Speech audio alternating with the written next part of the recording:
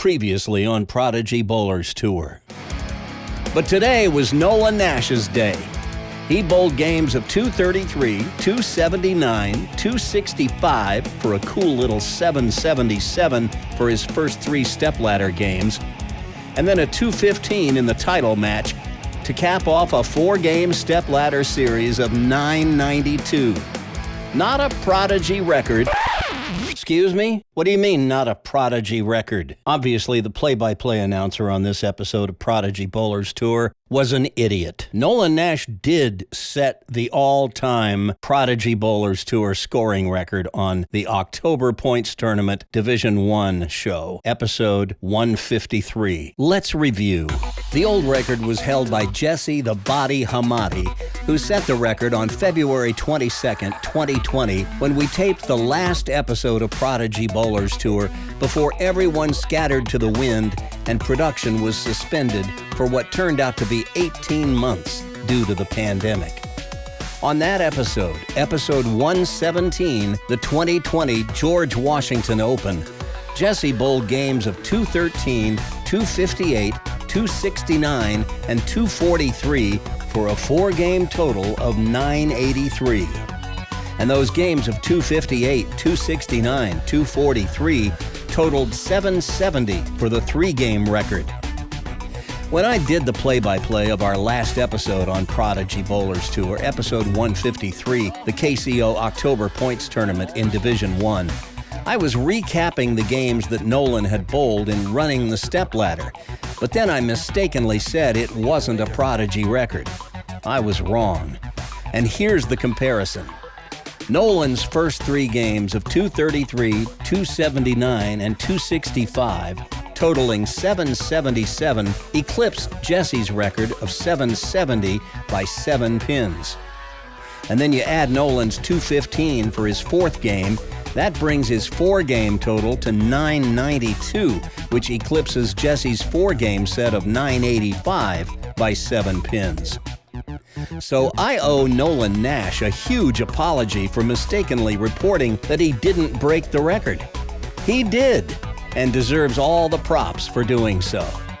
Nolan Nash, the all-time Prodigy Bowlers Tour scoring leader with a three-game series of 777 and a four-game series of 992. I also hear that Jesse Hamadi, who turns 21 this February, is engaged to be married. My, how these kids grow up. Every record is made to be broken, and I know Jesse would want to congratulate Nolan for breaking his. Way to go, Noli, and we'll see you on the lanes. From America's heartland, it's Prodigy Bowlers Tour, celebrating junior bowling and elevating junior bowlers. Today, episode 154, the 2023 Kansas City Open November Points Tournament. 5 players have advanced to the TV finals, and one of them will emerge as the champion in Division 2 today. Here are the finalists. Qualifying in the 5th position is Ethan Gonzalez of Kansas City, Kansas.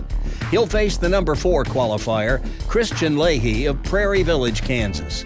The winner of that match will advance to bowl the 3 seed, Ethan Deal of Shawnee, Kansas. The winner of that match will face our 2 seed, Brody Ummel of Hutchinson, Kansas.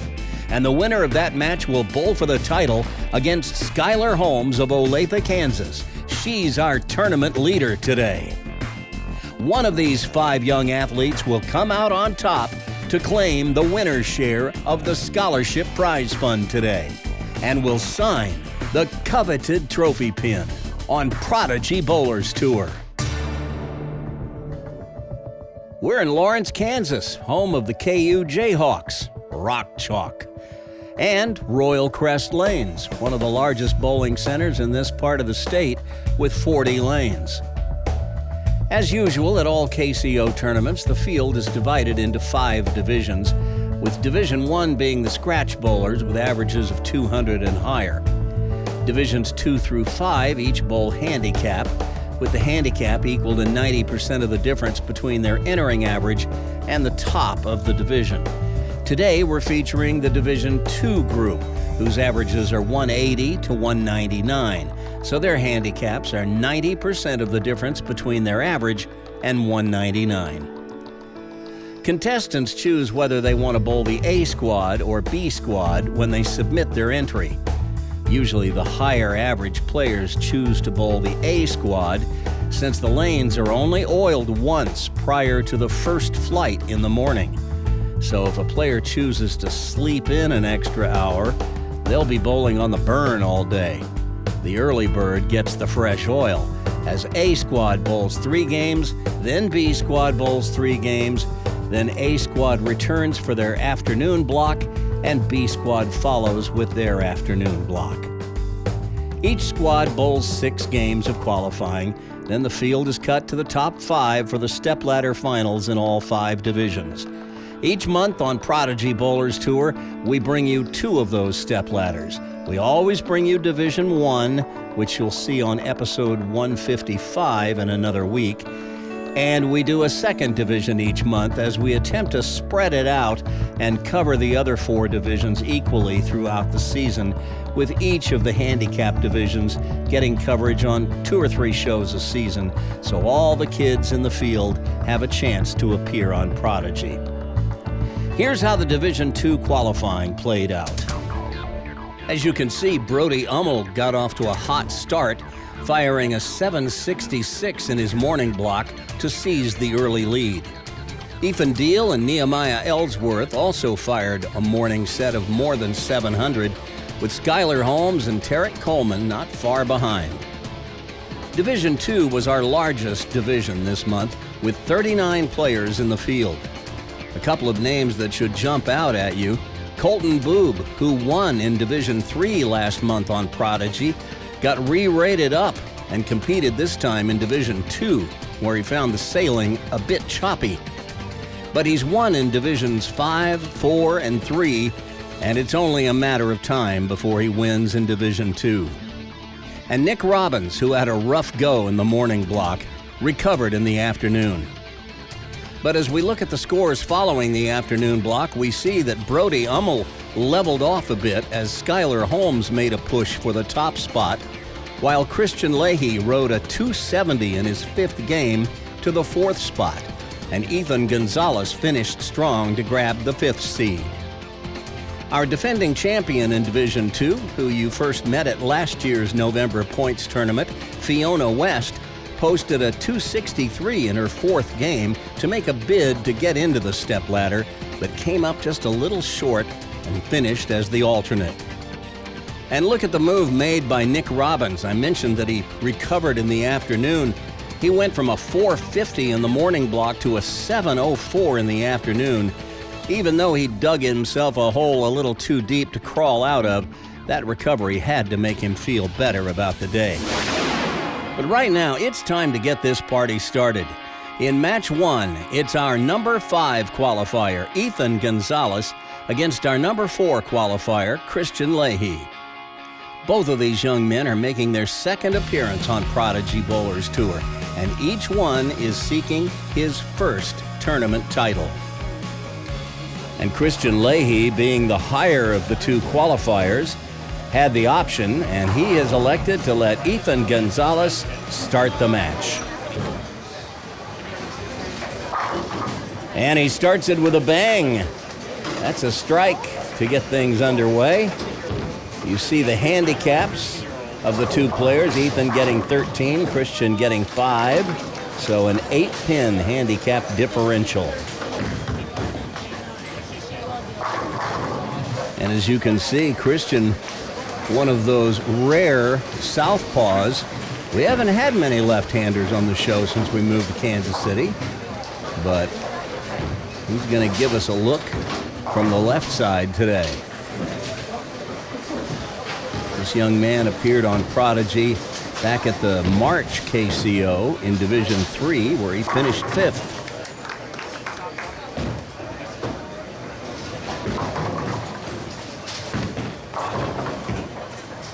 Comes up a little light that time.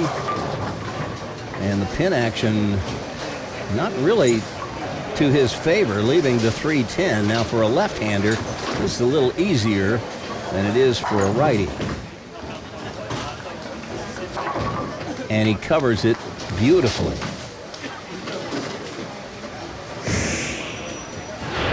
Take another look at it. Coming from the left side, you just got to hit the right side of the 3-pin. The ball will deflect into the 10. And because you're coming at it from that angle, it's a little easier than from the right side. All right, Ethan working on a strike. And that one finds the nose. Lucky to break up the split. Leaves just the 6-10. Now you will see action to our left. That's Division 4. And to our right is Division 5. We'll recap their step ladders at the end of the show today. Oh, and Ethan pulled that one a little bit. Tugged it to the left edge of the 6-pin, sending the 6 around the 10. And we have our first open frame of the day. You notice we've added their handicap into their score in the very first frame, so you don't have to keep track of it the rest of the way. Pretty good recovery, just a pinch high. And Ethan leaves the 4-pin.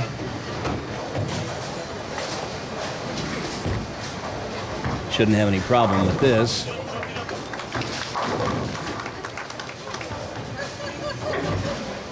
Ethan, a cousin of the 3 Gonzalez sisters that frequent the KCO. They haven't made the show yet. Sooner or later, I know one of them will. This is Ethan's second time on Prodigy. He was on the show in May when we were in St. Joseph.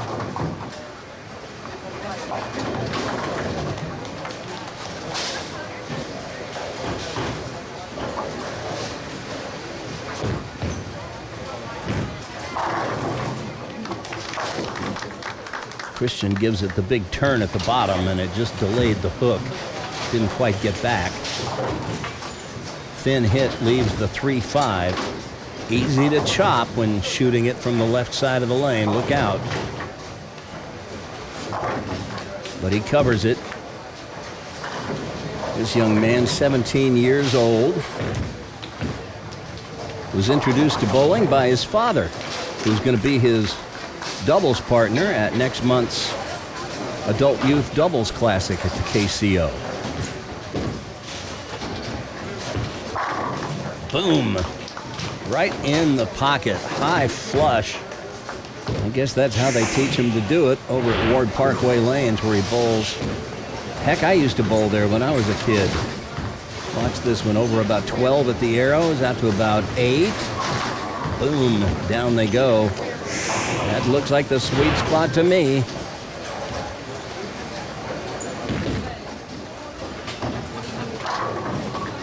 Oh, the love tap gets the 10. So Ethan can smile a bit after that one. Take another look at it. Watch the 6-pin. That's the second one from the right. It's going to go into the gutter. It looks like it's going to just lay there, but then at the last instant, it just nudges the 10 to topple it out. Gotta love that.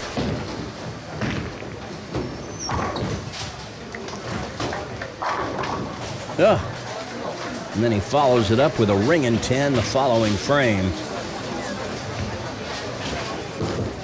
You'd think that one would have gone, but that time the 6-pin wrapped around the 10.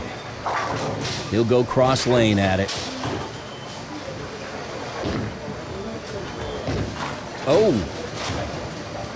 And sends it just a little too wide, and when you go with that plastic spare ball, it's not going to hook. You can't send it wide, expect it to come back. So that's another open frame, and Christian Leahy opens up a 14-pin lead with a strike up.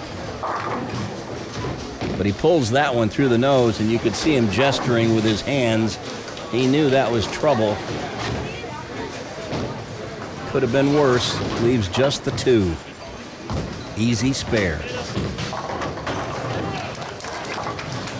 When Christian was on the show back in March, I got on him for pulling up and out of the shot. He's really worked on that since that show, and he's doing better with it, although that time he did pull up, and actually he fell off to the left as well. Sometimes when you fall off to the left for a left-hander, it's because you get your center of gravity out over your toes. You didn't do it that time.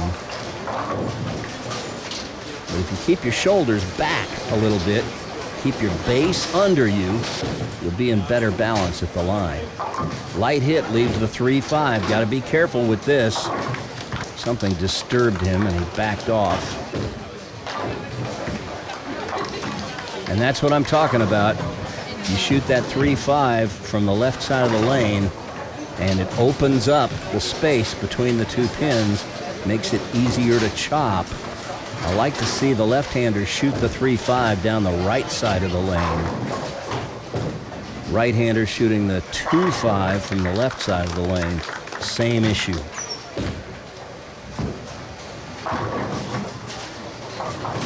Ethan doesn't get that love tap this time, so he's going to have to shoot that 10 again.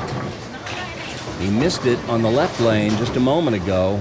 He'll have to make a better shot here. Tight match, just one pin separating these two. There you go. That's what he was looking for on the left-hand lane.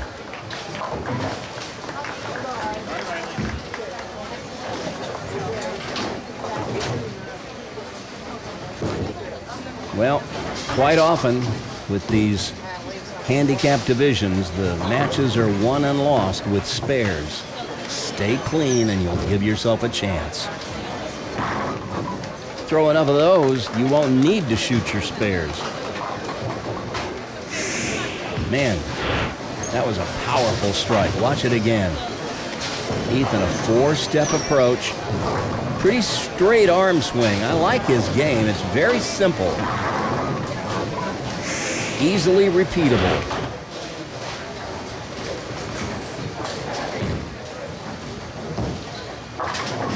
Oh boy. Well, you saw Christian gesturing once again with his hands. Don't hook, stay there. It wouldn't listen.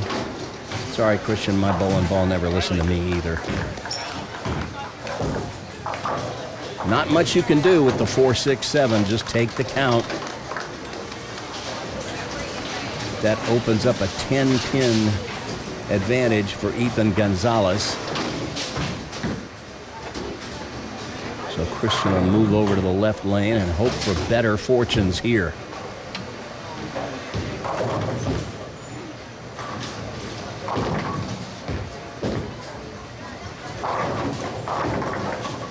That was a pretty good shot. He didn't pull up too much. He didn't fall off balance. It just didn't quite get up to the pocket. 3-6. This is less choppable for a left-hander. And he covers it easily. So now Ethan Gonzalez, with a strike up, has the hammer in his hand. Well, I don't know if he's throwing a hammer bowling ball or what he's throwing, but you know what I mean.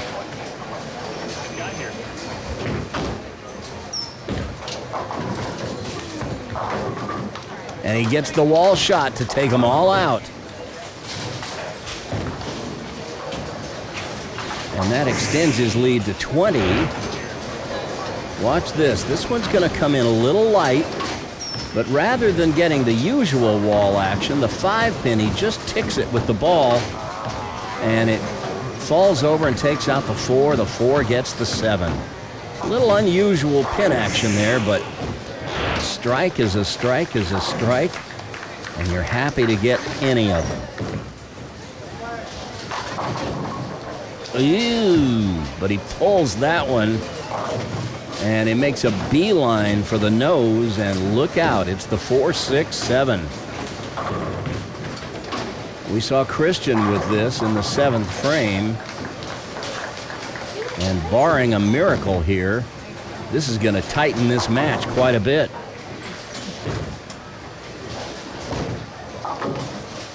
Smart play. Take the count. Don't try anything too fancy.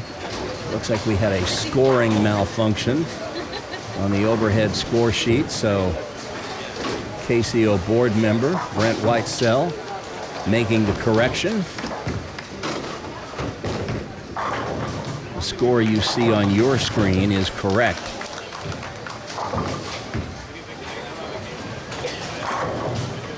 Now Christian with a possible 199. That would shut out Ethan. Oh. But he throws it right through the nose again, just like he did the last time he was up on the right lane. And this time, the big four, the 4, 6, 7, 10.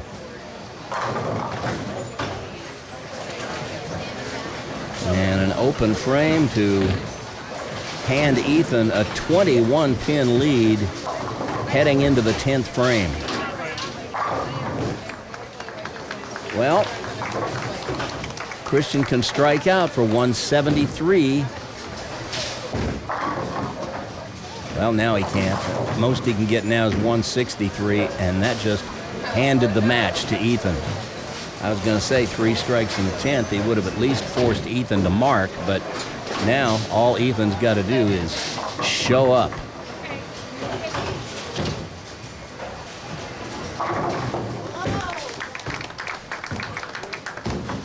And that was that pull up and out of it shot again that we've seen from Christian in the past.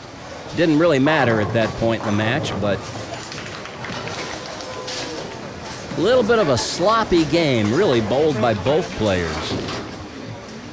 3 splits by Christian, 4 opens, and Ethan with a split. Could have had another one there, right through the nose, leaves the 3-9. He's got, let's see, 3 opens heading into the 10th. So I'd say that this is one of those matches that, well, somebody had to win it, and that somebody is Ethan Gonzalez, but we can't be too proud of this effort. There's his 4th open of the match. And, well, like I said, somebody has to move on to the next match, and it's going to be Ethan Gonzalez heading into the battle of the Ethans. Gonzalez versus Deal in match 2. Coming up after this.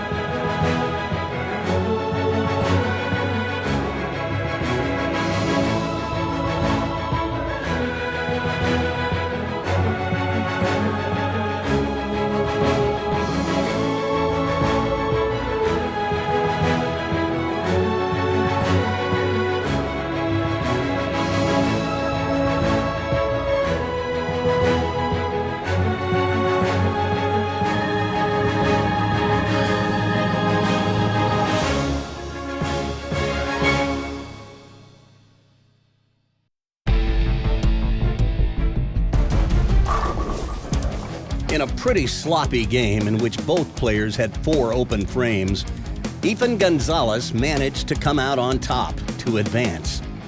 That said, I'd have to say Christian Leahy has shown some real improvement over the last time we saw him on Prodigy at the 2023 March KCO in Division III. If he stays on this trajectory, I suspect we'll be seeing him again. But today, it's a 5th place finish for Christian as Ethan Gonzalez is moving on to match 2, where he'll now face our number 3 qualifier, Ethan Deal of Shawnee, Kansas. Ethan bowls league with us at Olathe Lanes East, where I coach, and I've seen him steadily improve over the last year or so. So I figured it was only a matter of time before we'd see him in the stepladder finals at the KCO, and today's the day. So we've got a smooth stroking one-hander against a smooth stroking two-hander. And Ethan Deal has elected to let Ethan start the match on the left lane. Ooh, well, that's a fine how do you do.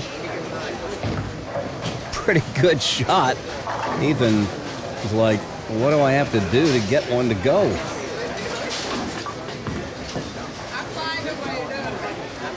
Now, when that happens, you just lick your wounds and convert the spare. And he does so with ease. Once again, we have an 8-pin handicap differential between these two. Ethan Deal is spotting Ethan Gonzalez 8 pins. And now get a good look at this guy's style.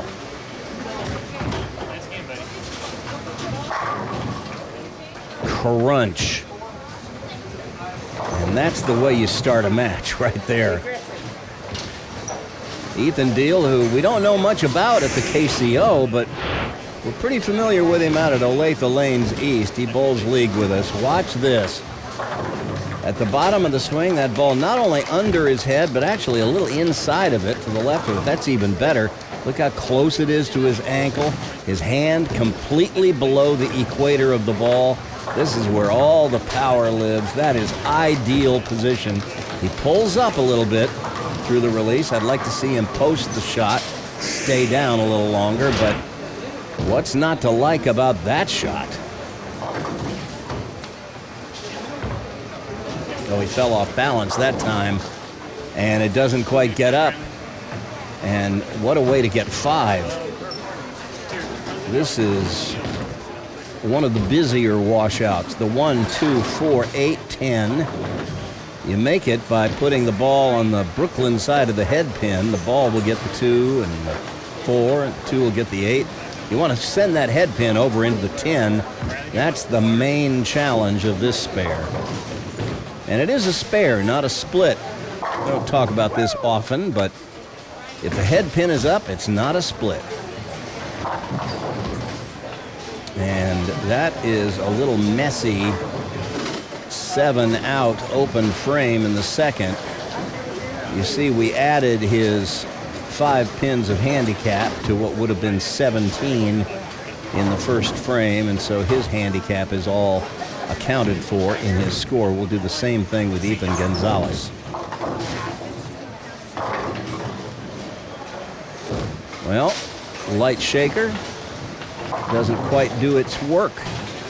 He leaves the 7 pins, so that would be 19 in the first. Add to that his 13 pins of handicap. That's how we arrive at 32 in the first.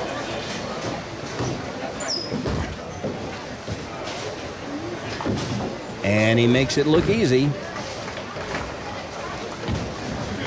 Not a lot of moving parts to Ethan Gonzalez's game, so there's not a lot to go wrong. He's a big dude, so if there's one thing I think he could probably improve on, it would be to get a little lower at the foul line, not by bending forward at the waist, but by bending the left knee a little bit more. See how straight his knee is at the release? We see that a lot. It's tough for tall players. to get low at the line, but that's where you want to be if you want to get really good. Through the nose, could have been worse, could have been a split. He leaves just the 6-pin. Needs to tighten up his spare game a little bit this match, I think. And he covers the 6 with ease.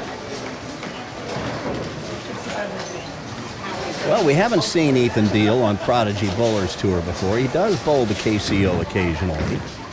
Just hasn't made the show before. But I can tell you that he started bowling at the age of 3.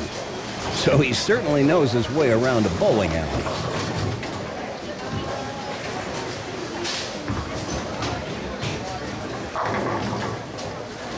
Well, that should have been a strike. Looked like a blower, but the 5 got caught in the wash. And he leaves the 7. Much the same way Ethan Gonzalez did on the right lane, although his was more of a light shaker. Ethan Deal's best accomplishment in bowling, according to him, is his 300. His high game, a 300. His high series, a 722. And I gotta say that with his game, I'm surprised he hasn't shot a higher series than that, especially if he's capable of putting up a 300 game. I would think some 750s and up are in his future.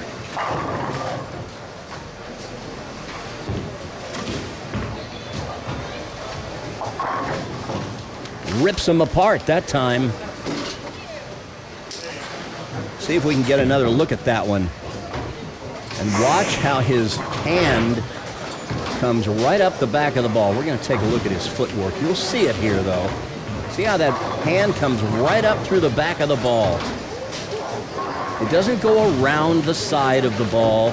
He doesn't try to spin the ball by twirling the ball off his hand. It's straight up and through. Ethan Gonzalez does much the same. The difference is Ethan Gonzalez doesn't have his fingers so far below the equator of the ball. So his rev rate isn't going to be as high as the one that Ethan Deal has.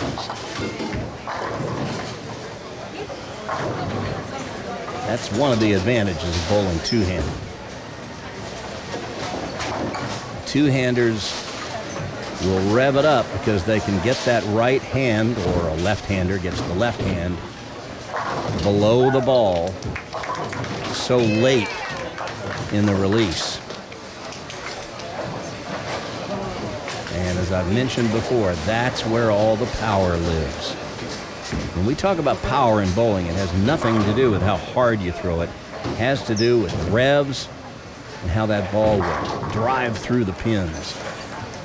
Solid hit by Ethan Gonzalez there in the 5th frame. Watch this. Simple 4-step approach. Follow through, straight forward. The swing is straight back and straight through. This actually is one of the hardest things to coach. You've either got a nice straight swing or you don't. And it's just as important for a two-hander as it is for a one-hander to have that elbow and the swing plane all right in line.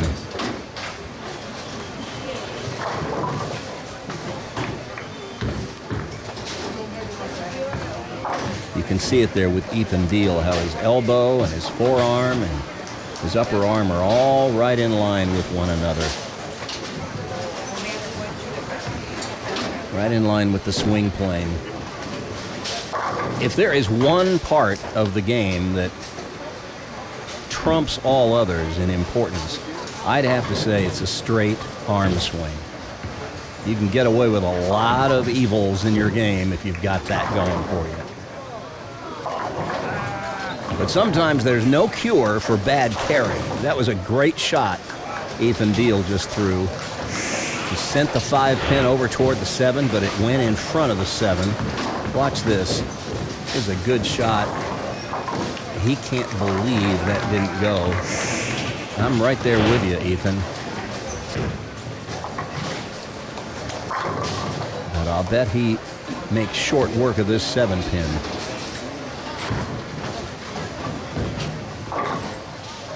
Easy peasy.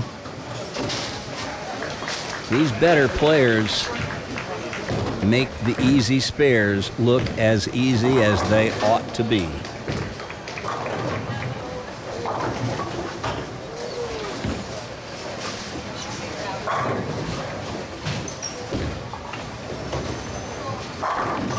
Wow.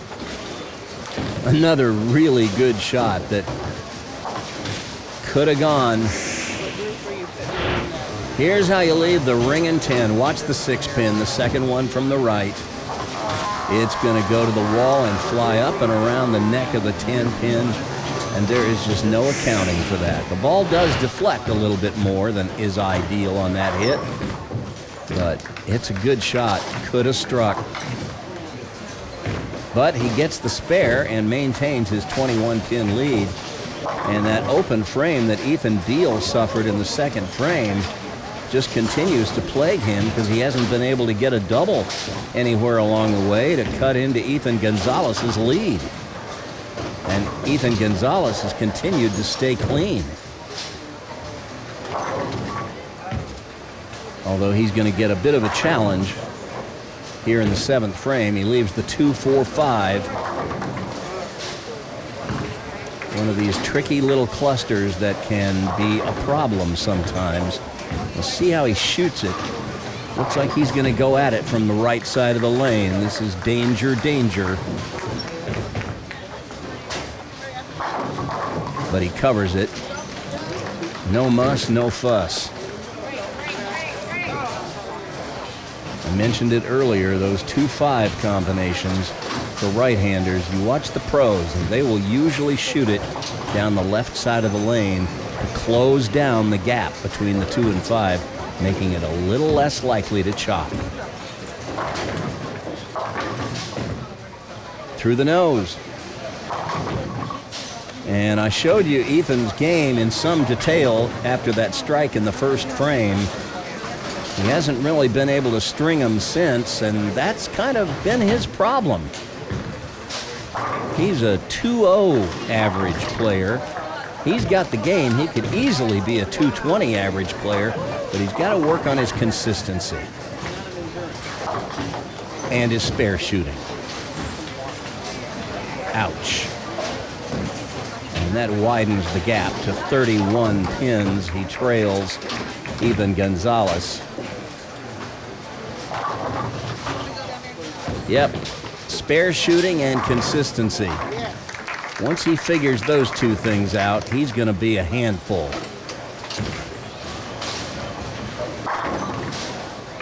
I don't think he liked that one off his hand. It was a little wider than some of the others, but call this a house shot strike. It gets out into the dry a little too soon, but that just helps it get back. Slaps out the 10 like a boss.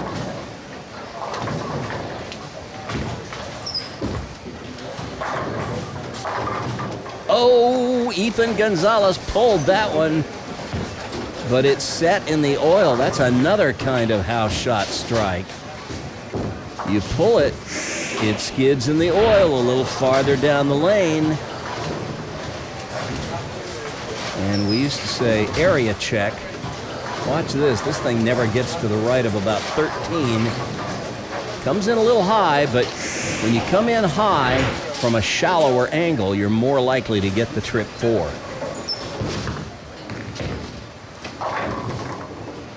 And once again, the light shaker doesn't quite get the 7. Part of the reason for that is that Ethan doesn't get the big entry angle that some of the higher rev players would. Coming in from a shallower angle, he'll trip more 4s, but he'll have a harder time blowing the 5.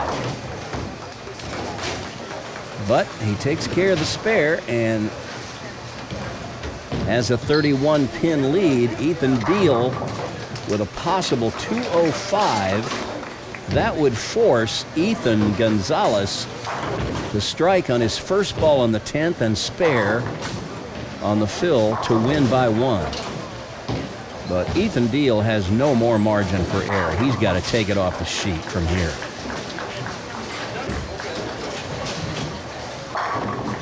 Well, there's one, and that was a good one.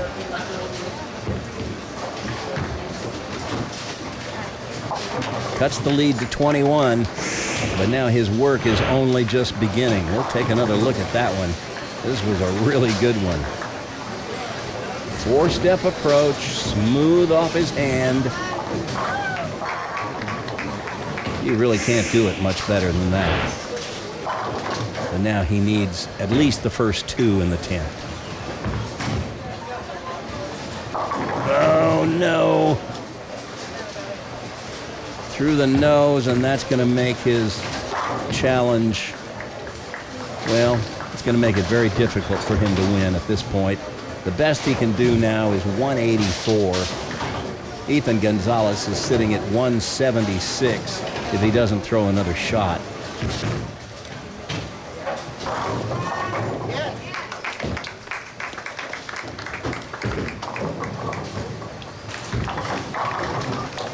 Here's the spare. But even with a strike here, Ethan Gonzalez will only need decent count on his first ball, and he can put this match away.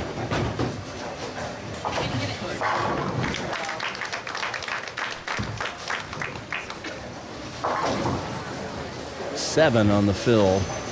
That's going to be a 181. And Ethan Gonzalez just needs to stay in the building here. He needs 3 pins on this ball, and he'll be moving on to match 3.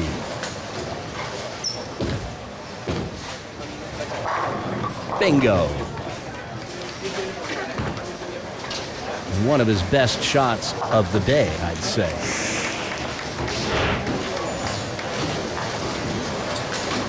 Watch it again.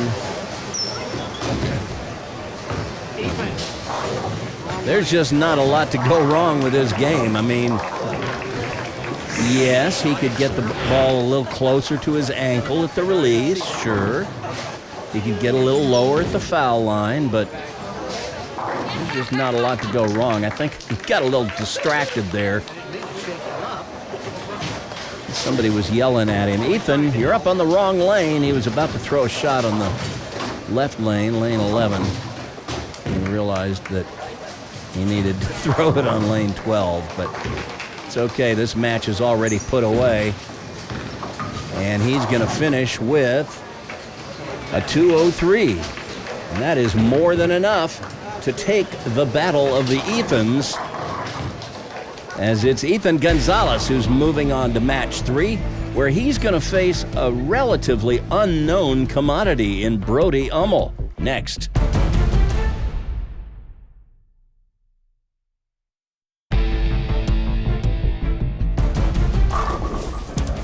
So the battle of the Ethans goes to Ethan Gonzalez, who bowled a pretty tidy little 203 with no open frames other than that fill ball at the end. But because he couldn't put his opponent away until the very end, Ethan Deal still had a chance to take it in the 10th frame with 3 strikes. And with that short count at the very end of Ethan Gonzalez's game, this match could have swung the other way. But in bowling, there's no such thing as coulda, woulda, shoulda. So all we've got for Ethan Deal is a pat on the back and some encouraging words to say, better luck next time. Because today it's Ethan Gonzalez who's moving on to match 3 to face our 2 seed, Brody Ummel. We don't see that many kids from Hutchinson, Kansas at the KCO.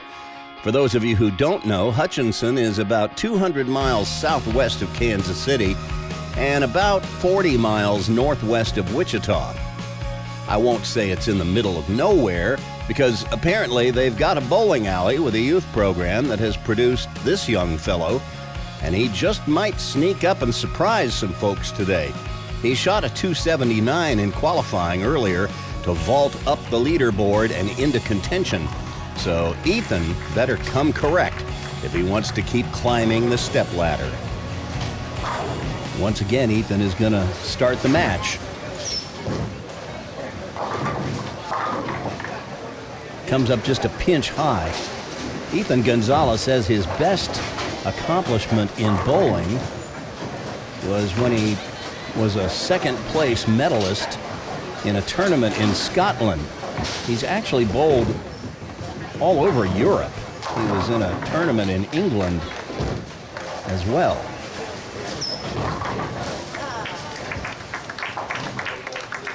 Spares the 4-pin.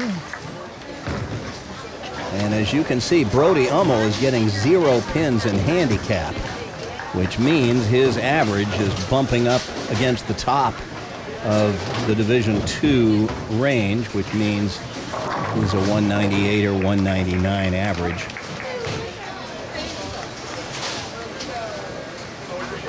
So he's spotting Ethan 13 pins this game.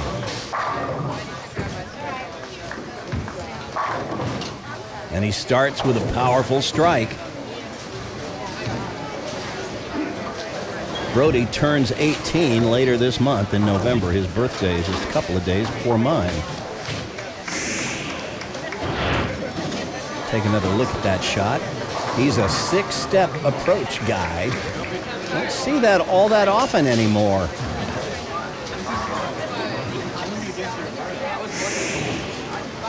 But especially for the slightly built young person who needs to start way back at the back of the approach, it's a great way to build up some momentum.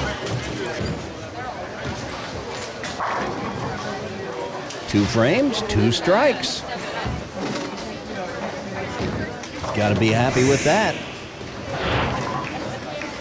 1, 2, 3, 4, 5, 6 steps. He's a planter, not a slider. I see more and more of that these days.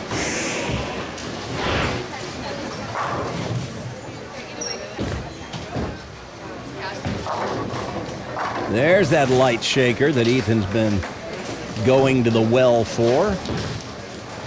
And you see a spare strike start would give him 20 in the first. We've added his 13 pins of handicap, so that gives him 33 in the first frame.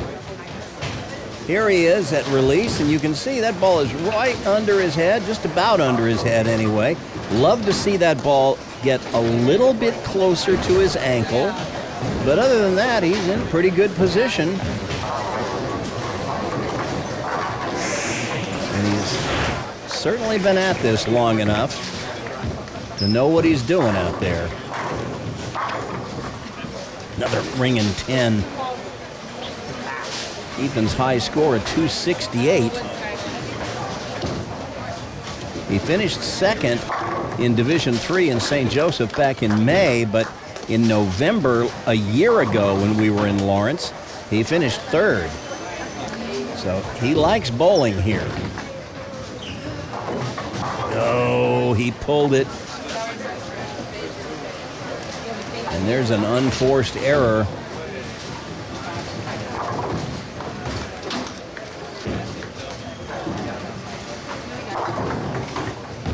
So Brody with 2 strikes right out of the gate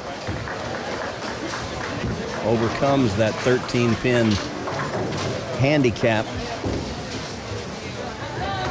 And now he can extend his lead to 19 with a strike in the third.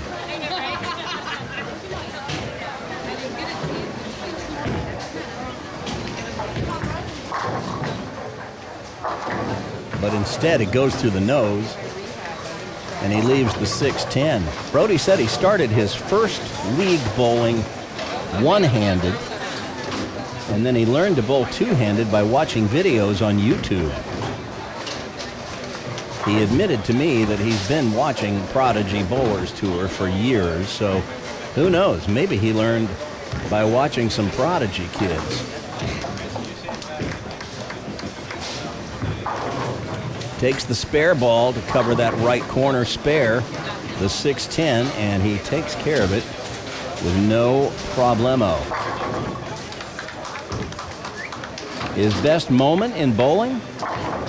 winning regionals and placing 14th at state last year on his high school bowling team.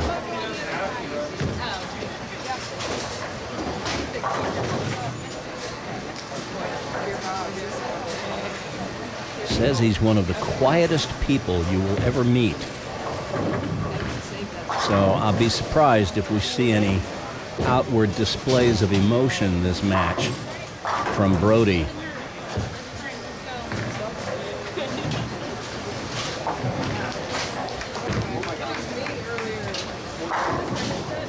It's okay, dude. You let your bowling ball do the talking, and we'll be listening. Another good one. Here's his 6-step approach. Close up. Over about 18 at the arrow. Got to about 11. And down they go.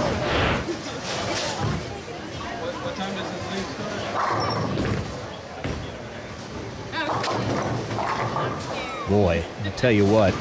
Ethan's got to be breathing a sigh of relief seeing that 10-pin go down. The 2-8-10 would be no fun, but the 2-8 is no joke. Got to be careful with this. Put the ball right on the face of the 2-pin or slightly to the right of it. That is perfectly done. Well, Ethan used to play some other sports, but one of the questions I asked these kids on the questionnaire is if they play any other sports, and he just wrote, not anymore. I'll leave it to you to guess what sports he used to play. Kind of looks like he's built like a football player, don't you think? Boom.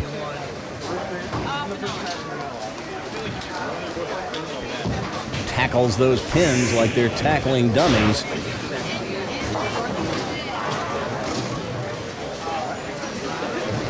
Straight back, straight through. That is the Ethan Gonzalez game right there. When his swing is staying on plane, he is usually in the hunt. Are you? You don't know if we're going to make it. I hope you are going to make it.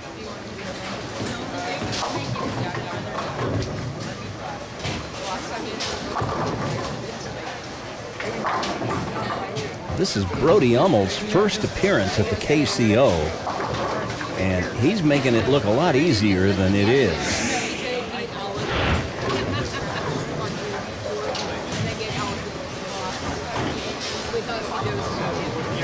Love how he keeps that ball close to his side all the way through the swing, and it passes his ankle just an inch or two away at the release. That is ideal.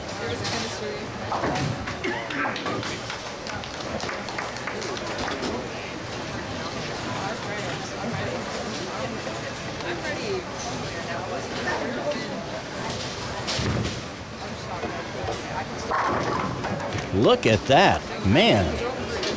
He is just wired.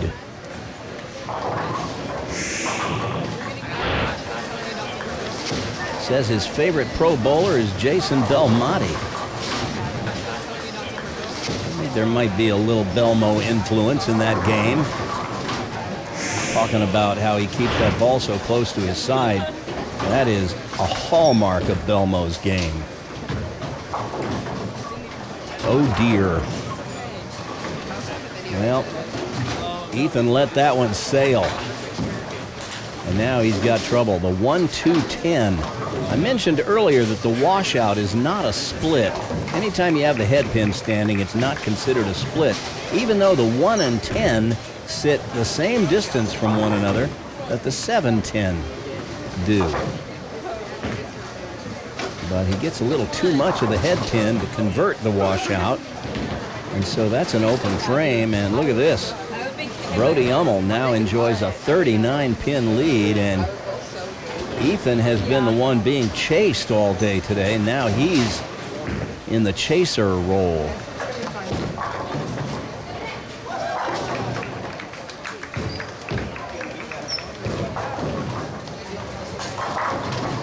Boy, he made a nice recovery, though, after that open frame. Solid pocket hit on the left lane, lane 11. Watch this. Over about 13 at the arrows, out to about 9. He's migrated inward slightly, just as you would expect.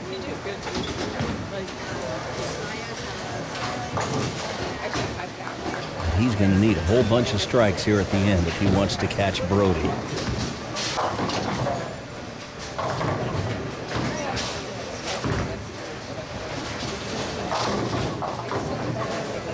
Well, Brody breaks up what could have been a cluster or even a little baby split. And now he leaves a very easy spare, the 2-pin.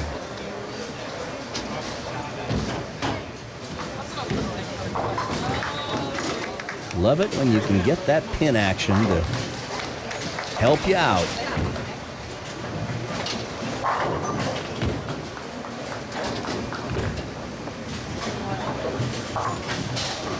And it's a spare.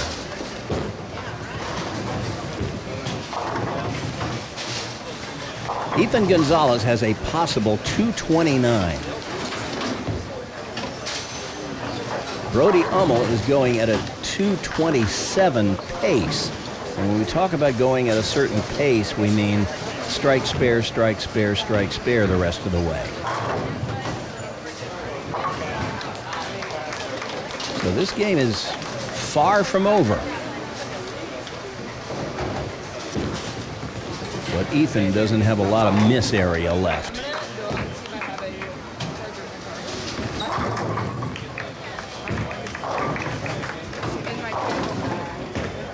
Well, that's the kind of trouble Ethan needs Brody to encounter. The 2-4-5.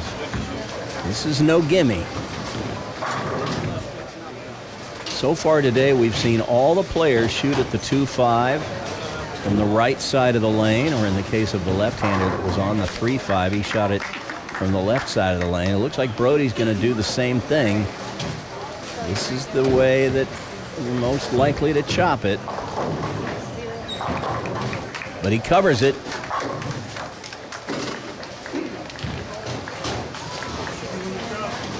So he stays clean. But now, Ethan, it's go time, my friend. Strikes to the wall from here. Oh, dear. Yeah, that one just got away from him. And the 1-3-6 should be a fairly simple spare. You just hit the pocket, throw your strike ball.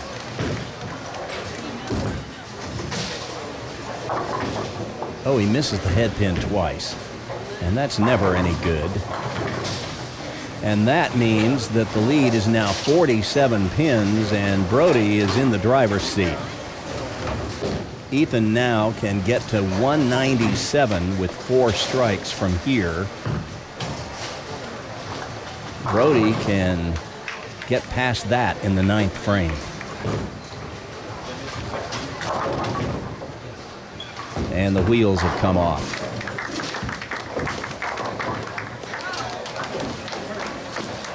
So the 2-5, we're going to see this again.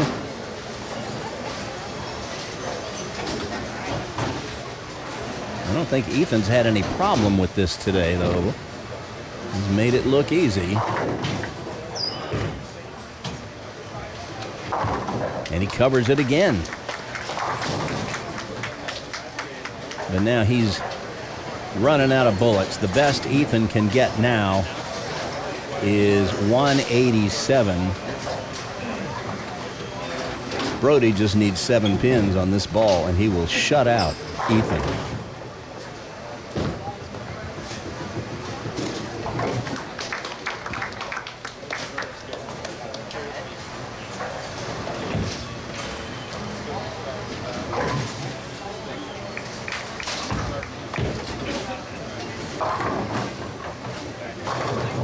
Well, that's more than enough. Not his best shot, but that's 8, and that gives him 190 if he throws the rest of them in the moat. And Ethan can only get to 187. So Brody Hummel has won match 3 and will be bowling for the championship against Skylar Holmes. Covers it. The young man from Hutchinson, Kansas, that none of us really knew today. This is his first appearance at the Kansas City Open.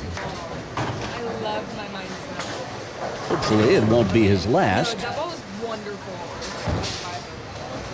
Although I know it's a bit of a drive up here from Hutchinson. Hutchinson being down there near Wichita. It's about 200 miles from Kansas City.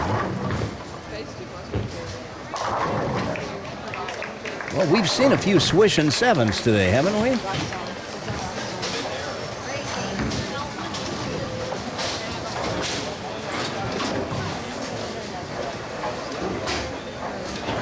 But he has bowled a nice, tidy little game here.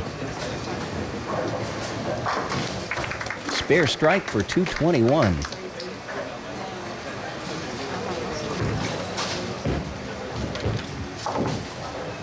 There's the spare part of it.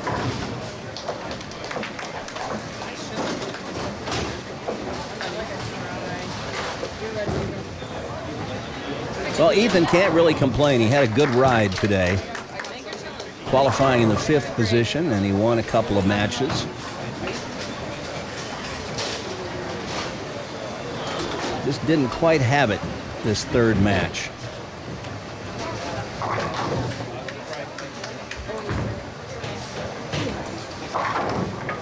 Through the nose, it's going to be a 219 for Brody Hummel. And that's a 219 scratch because he's not getting any pins. Nice game. So Ethan will finish up here. Throws a strike.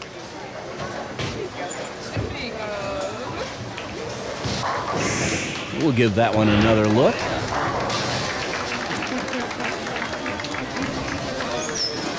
Four-step approach. Arm swing that's straight back, straight through, and, well, if you got that going for you, you've just about got most of this game figured out.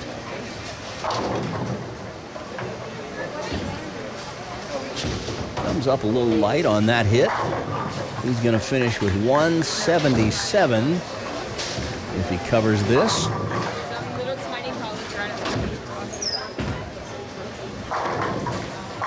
And that's what it is. So a 219 to 177 victory by Brody Hummel. Players exchange handshakes. And Brody Hummel is moving on. He's going to bowl for the title today in Division II against Skylar Holmes.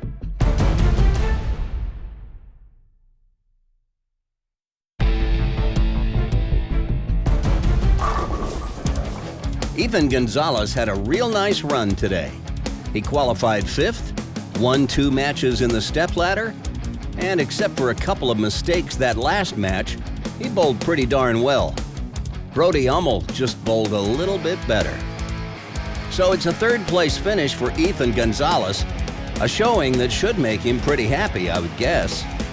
And Brody Hummel advances to the championship match, where now he'll face our tournament leader and the one girl in our championship round field today. Skylar Holmes won the KCO title in Division III last season in April when we were in Leavenworth, Kansas. And she finished 2nd a year ago at the December Youth Adult Doubles Tournament in Division III with her adult partner. So she's well acquainted with the pressure of competing in these stepladder finals. So it really comes down to which one of these two will bring their A game to this title match. As you can see, Skylar Holmes getting 16 pins of handicap. Brody's like, I don't care, I'm just going to throw strikes. Be nice if he could. Nice for Brody anyway. Skylar thinking, not so much.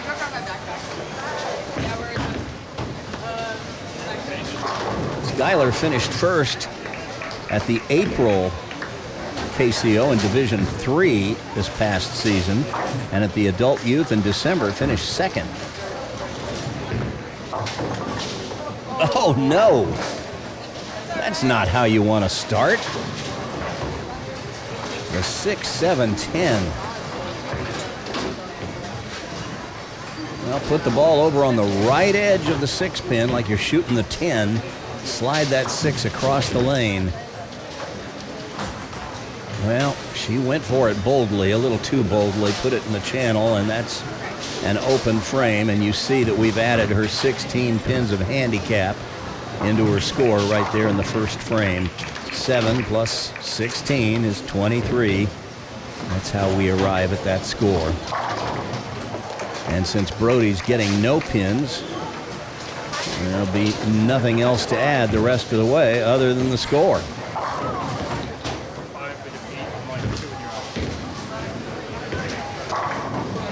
I tell you what, there's some things you can really admire about Skylar's game.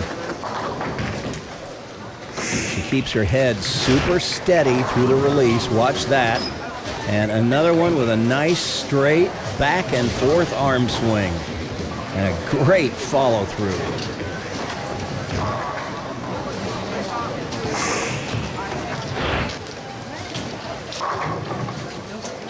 Brody might just have his hands full this match.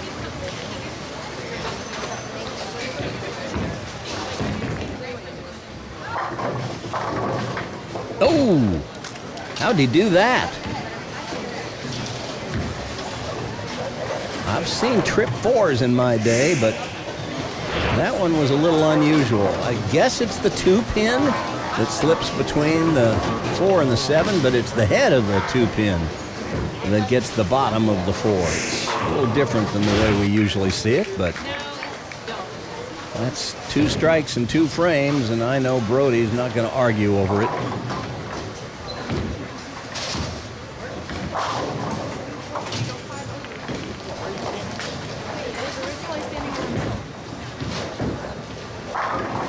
There's another one.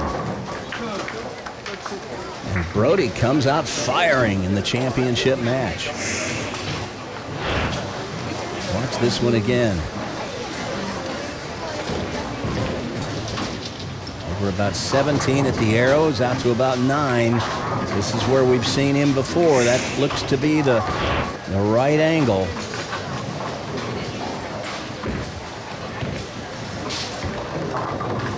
Oh, not again. Another split for Skylar on the right lane. This one did not look all that high. The 4 and 9. Here's how you make it. Put the ball on the left side of the 4 and slide it over into the 9. She's going to need to go for this one. Well, she does.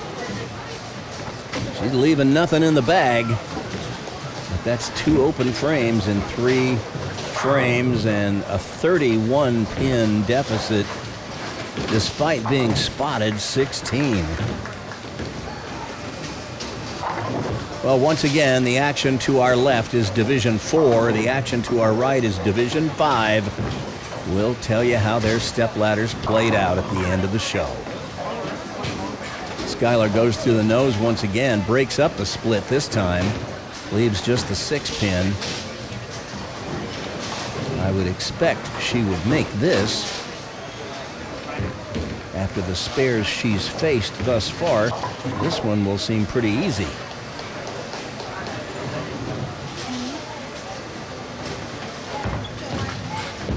No. No, no, no. Well, she pulled it left of her target. We don't have a great angle to see this, but watch. See, when she comes through the shot, her right shoulder has passed her left shoulder. Her left arm is behind her. Her right arm is in front of her. And anytime your right shoulder passes your left, you're going to pull the ball left every single time. And that's what happened to Skylar there. Tough break.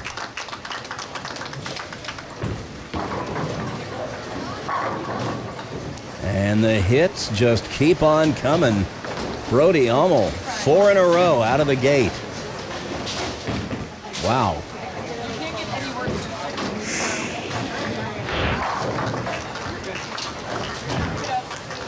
Brody's high game, well, he shot a 300 in practice. He distinguishes between that and his high sanction game, a 298. He also shot 777 in practice once, but his high sanction series is 766. Either way, that's some bowling right there.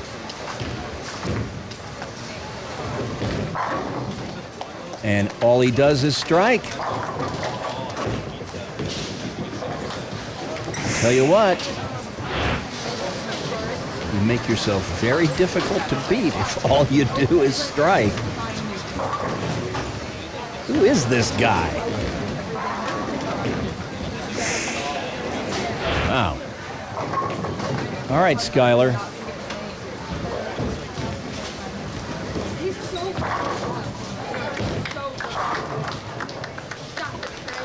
Skyler got started bowling because her sister bowls.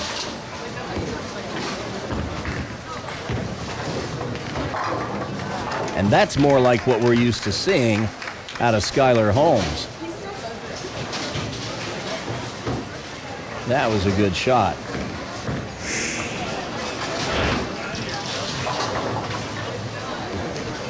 Straight back, straight through. That time that right shoulder didn't pass the left. That was ideal. Good shot. Her high game, a 289.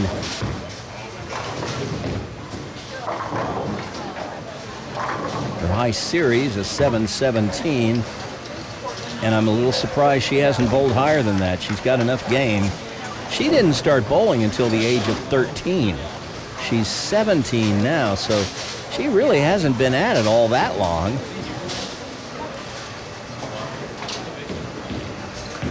I mean, like you talk about Ethan Deal, who was on earlier. He started when he was 3.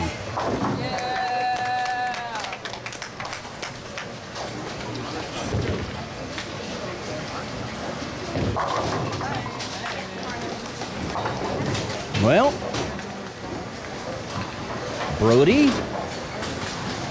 what are you going to show us here today? Tell you what, he's going to show us that they can bowl down in Hutchinson, Kansas. I don't think anybody here at the KCO knew anything about this guy today, but they're going to remember him next time.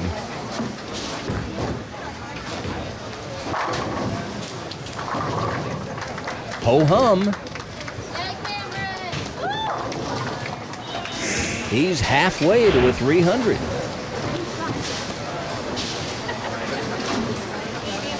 Ball right next to his ankle as it comes through the release. That is exactly the way we teach it. He bowls at the Alley of Hutchinson. There's a few bowling centers around that part of the state called the Alley, and that's one of them. He wants to be a marine biologist when he grows up. Why not?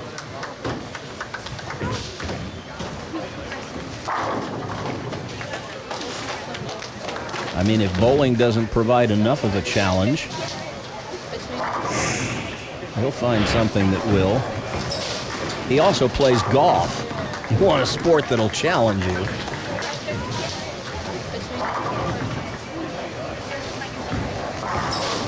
That's how it's done right there, boys and girls. All right, Skyler.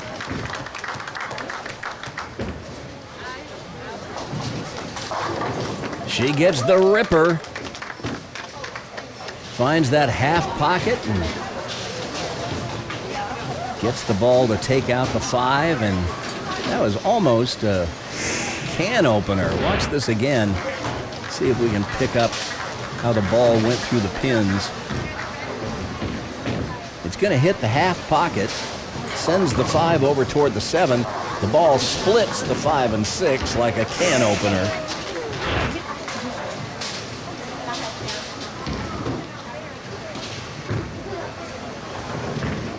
She can shoot 218. So technically this match is not over, although Brody looks like he's got it on cruise control. Tell you what, Skylar can throw enough of those, she'll at least make Brody think about it.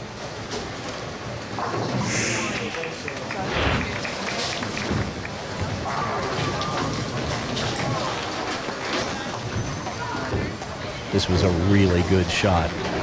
She was in perfect balance. When she let it go, that ball just penetrates through the pins exactly the way you'd want it to. But now Brody Hummel with the front 7. Right about now is when you start thinking about what if. Just can't go there, though. Crunch berries. Wow. He hasn't had a lucky strike. Every one of them has been solid. He got that trip 4, I guess, in the second frame, but I don't know that I would call that a lucky strike.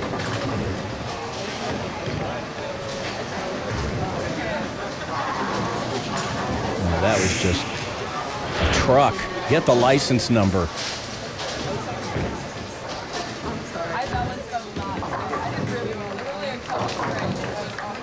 Well, last month at the KCO in Gladstone, Nolan Nash got the front 9 one game, then had the front 8 the next game. See if Brody can equal the feat.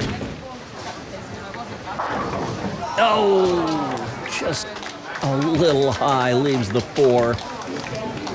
But with that shot, he wins the match and wins the title in Division 2. How about that?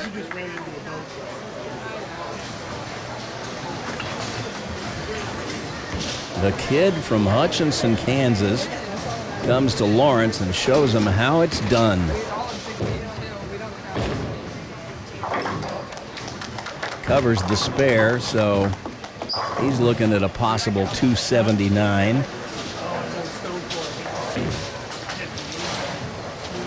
And Skylar is just keeping a smile on her face. I mean, what more can you do, really?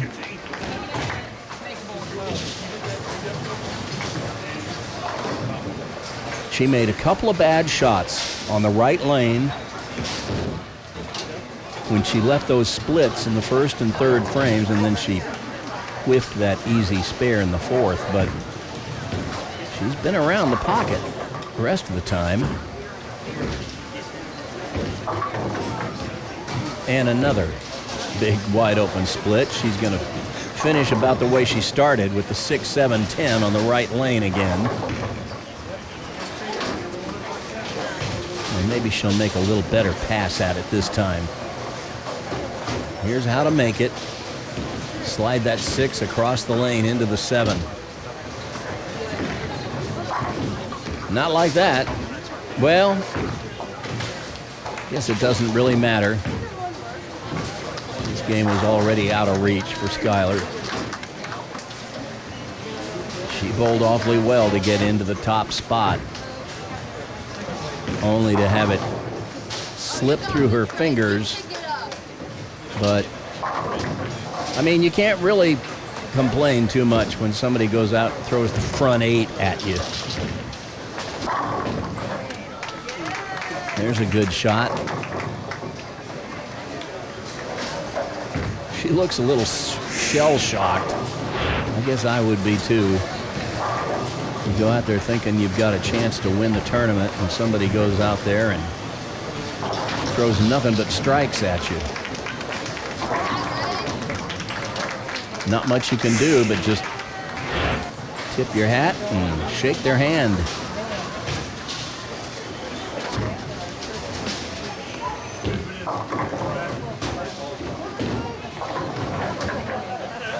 Well, the 3-10 baby split will be her final split of the match. This is a little easier than the one she had before. A couple of 6-7-10s and a 4-9. See if she can make this one.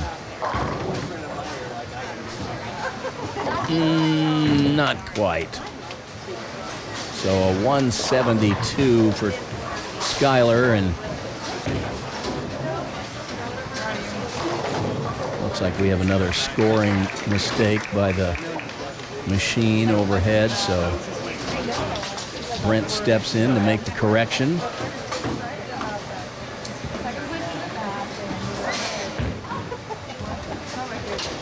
Three strikes in the 10th for 279.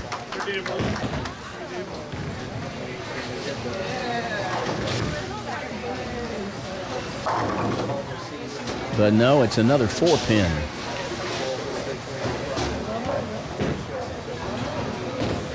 So he can make this and strike for 268. That'll do. Remember, he shot 279 in his second game of qualifying this morning. So he's been on fire all day.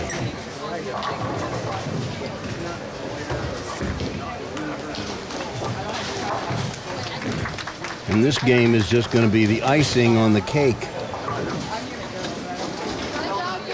Fill it up for 268. At least Skylar avoided getting centuried. In other words, getting beat by 100. Who is this guy from Hutchinson, Kansas, they said? Well, they know a lot more about him now than they did. They know that kid can bowl. 268. An impressive performance by Brody Hummel, and he takes the Division II title at the Kansas City Open in Lawrence, Kansas, here in November. We'll return right after this to visit with him, and we'll get him to sign the coveted trophy pin.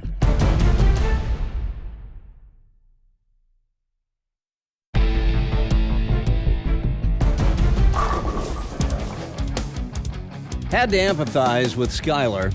Not only did she get off to a bumpy start with a couple of splits in her opening frames, but she absolutely had a tiger by the tail in Brody. She'd have had to have been just about perfect to overcome the avalanche of strikes that he put on her. But Skylar can hold her head high for coming through the tournament as the #1 qualifier. And she didn't lose, she just flat out got beat by a player who was on fire. So congratulations to Brody Hummel, who began his championship match with the front 8 strikes and a total of 9 strikes in all. If you're going to try and win a tournament, that's about as good a way to do it as there is. So it's time to sit down with our winner and let you hear his reaction to what just went down on the lanes. Look, it's a face we've never seen on Prodigy until today. Brody Hummel. And he made it all the way to the winner's circle here in Division II at the KCO November Points Tournament in Lawrence. And who are you? I don't know. I like to run under the radar sometimes, so a lot of people don't know who I am. Well, you did a pretty good job of that up until today, but everybody's going to know you now. Pretty good little bowler, I'd say. Thanks. So you're from Hutchinson, Kansas. Tell our viewers, where the heck is Hutchinson, Kansas? So it's down in the Reno County area, kind of like in the lower half of Kansas. But it's kind of a small town. So you bowl at probably a pretty small bowling center. Yeah. How many lanes do they have there? 20 lanes, 26 including the back out. Okay. So they've got a regular youth league there, and awesome. So you got a coach you want to put a shout out to? I would like to give a shout out to Coach Shelby Harms. She is the coach for Beeler High School, but I don't go to Beeler, but that's where she's supposed to go. So. Okay, all right. Well, tell me, how did you do it today? I don't know. I haven't won a tournament before, so I just kind of stayed to myself, kind of get in the zone, I guess. I don't know. Well, you bowled really well. Congratulations. And if you've watched Prodigy at all, you know what's coming. You now get to sign the coveted trophy pin. Here's our Boxo pins. Pick a color or an assortment of colors. Be as creative as you like. He's going for blue. Put your name on there and today's date, November 5th, 2023. And this means that you are now eligible to bowl in the season-ending Prodigy Bowlers Tour Tournament of Champions, which will be at Olathe Lanes East. Said today's date, right? Today is November 5th, 2023. Yeah. And we'll hold that tournament the Sunday after Father's Day in June. And you'll be eligible to bowl in it, and the winner will win that very pin that you just signed. Congratulations. Thank you. As we mentioned during the show today, the action to our left on lanes 9 and 10 was Division 4. And here's how their stepladder played out. In the opening match, Kelton Meyer of Topeka, Kansas, defeated the 4 seed Grady Groom of Lee Summit, Missouri, 190 to 145. Then in match 2, Kelton continued his winning ways, defeating Haley Hill of Lee Summit, Missouri, 168 to 154. Haley is the sister of Hannah Hill, who you met last month on our Division 3 show. Then in match 3, Kelton Meyer fell to the 2 seed Andrew Farrow, another Topeka bowler, 211 to 175.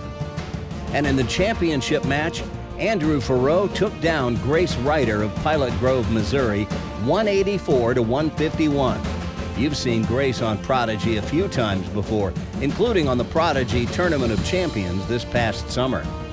So congratulations to the Division 4 winner, Andrew Farrow of Topeka. Then, as I mentioned earlier, the group to our right on lanes 13 and 14, that was Division 5, and here's how their stepladder played out. Seated 5th was Connor Boob of Olathe, Kansas. Connor is the brother of Colton Boob, who won the Division 3 show last month in Gladstone. Connor defeated the 4 seed Riley Richardson of Kansas City, Missouri, 175 to 136. In match 2, Connor squeaked by in a super close match over Andrew Means of Olathe, Kansas, 173 to 172. Then in match 3, Connor kept it going, defeating the 2 seed Josiah Starr of Raytown, Missouri, 192 to 149. And in the championship match, Connor Boob finished what he started, running the stepladder all the way to the top. Connor took top honors by defeating tournament leader Maya Nathan of Overland Park, Kansas, 161 to 146. So congratulations to Connor Boob on winning the Division 5 title at the 2023 KCO November Points Tournament. On our next episode of Prodigy Bowlers Tour, episode 155, we'll bring you the exciting championship round in Division 1 at the 2023 KCO November Points Tournament. And we'll recap how the stepladder finals in Division 3 went down. Remember, starting this year, all the KCO winners, whether they win their championship in the featured division or in the periphery on Prodigy, are all invited to bowl in the Prodigy Bowlers Tour Tournament of Champions, which we'll hold at Olathe Lanes East on the Sunday after Father's Day in June. If you'd be interested in bowling in an upcoming Kansas City Open event, or if you have questions about the KCO Tournament Series, visit their website at www.kansascityopen.com. There you'll find answers to all your questions as well as entry forms. If you like what we do on Prodigy Bowlers Tour, leave a thumbs up on the video and smash the subscribe button. Also, be sure to leave a comment down below. All those things help us grow the channel.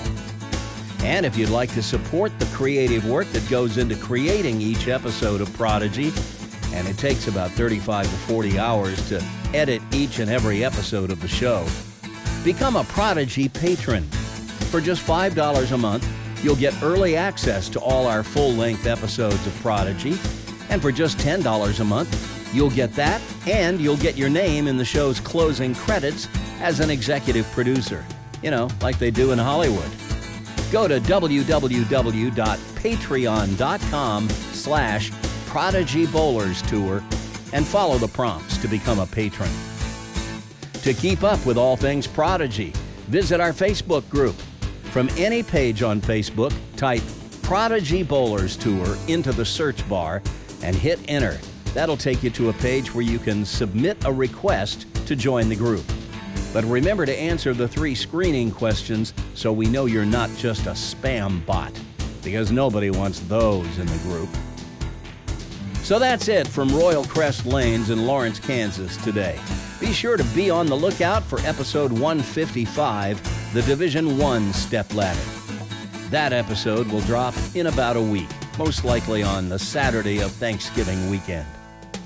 So until then, this is Coach Randy reminding you to stay behind the foul line, don't kick the ball return, and keep tripping those 4s. Now, go get your bowl on.